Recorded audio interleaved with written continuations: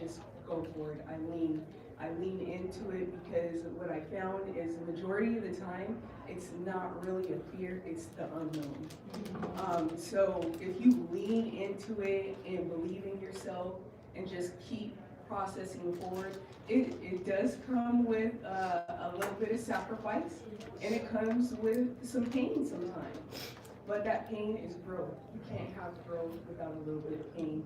So lean into it, no matter what it is, whether it's pain or fear, lean into it. Thank you. Awesome. I would say throughout the times of the different industries I was in, I That's was your never question. qualified.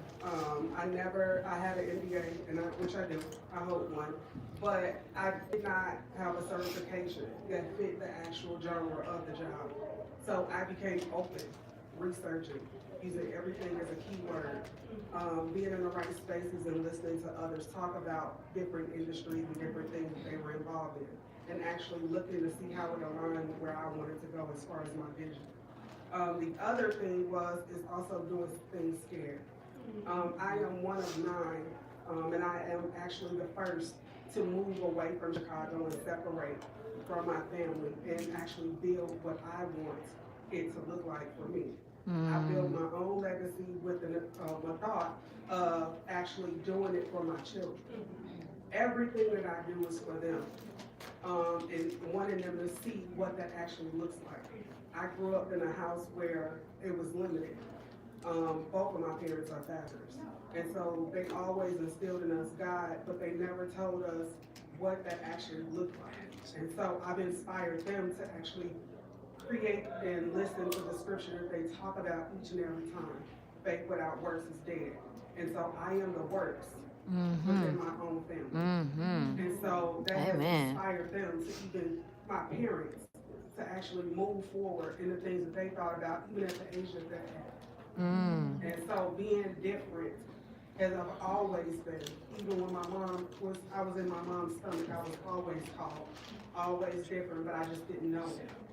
And so going into these spaces where it did not necessarily qualify me, I qualified myself through working on my own self and allowing myself to feel when it didn't feel good, feel when it felt good, and then 3, celebrating every single thing I did, whether they congratulated me or not. And trust me, one of my industries I worked in was chemical waste. That's an all-man field when it comes to transportation. But I did project management. And a lot of that stuff I did not have qualifications for. I hadn't even had my master's degree in project management. But I was leading things from Alaska all the way to New York with no training. So I became open by researching what I wanted to do to make sure I was qualified to do what I wanted to do within my own realm. Thank you. That is great. You ladies have a lot of skills. There is a lot of knowledge sitting on the stage. And with that, and having to be able to navigate through to all of your master's degrees that you have, having to navigate through all of your work experience, emotional intelligence comes into play, right? We hear a lot about emotional intelligence. We hear a lot about how we have to regulate that, how we have to manage it, how we even need to know what it is. So talking emotional intelligence, one, how did you develop your emotional intelligence to be able to progress in your professional lives? And then how are you continuing to maintain or develop your emotional intelligence as you grow? Living in the Bay Area, and most people who are neurotransplants, they come to the Bay Area for work. And so for me, most of my leaders who I support are like engineering, product, and so when I look at them and I walk in the room and they're like, HR is in the room, I'm like, yes I am, and I own it. And I think for me, being in that space, and there isn't much that we have in common, right? Me and them, right? But when I walk in that space, I own the space.